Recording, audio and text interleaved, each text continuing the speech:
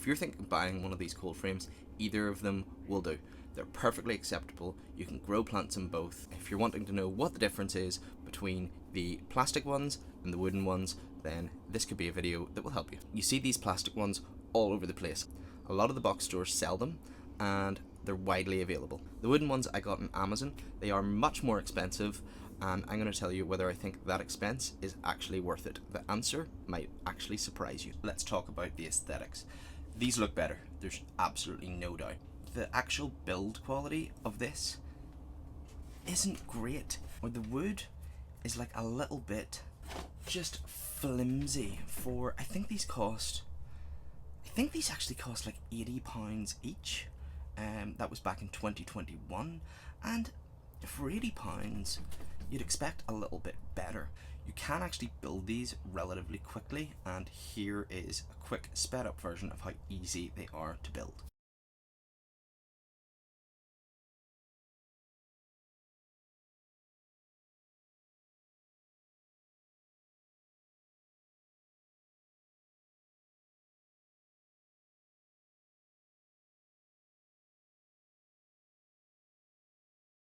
But when you actually get down to it,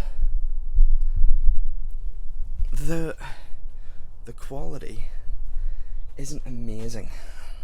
The screws didn't fit in exactly right, ending up in this completely lopsided way.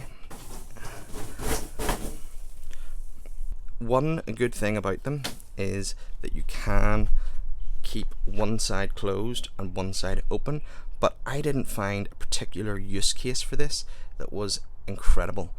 And as you can see here, the wood split. In terms of the actual growing season, both of these offer an extra month at either end of the season. So if you were normally starting your seeds in April, or if you were normally putting plants out in April, you can start them in March. If you were normally putting them out in May, you can put them out in April.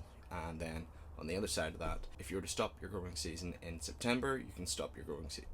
That'll extend another month out until October. And as you can see, I still needed extra heat. With wind resistance, this one definitely is the worst one. It's super light and it can be blown over easily. Not only that, but I've found that even if the frame actually stays up, plants tend to blow over more. Wind seems to get up in through this, down at the bottom. If you've just potted up your seedlings, those tiny little pots that you pot them into, those like 6 or 9 centimeter pots, blow over in there much more than they do in the wooden frames. If you're new to growing with cold frames, you're about to embark on a journey that revolves completely around temperature regulation. And out of the two, the plastic or the wooden, this is the one that takes more temperature regulation. I think it's because it has all these panels, these corrugated PVC, let's call it, but these clear panels on all sides, right at the back, on the top, and on the side. And don't get me wrong, that is great for light, but with the light comes heat. And yes, okay, you have the ventilation, but you're always monitoring it.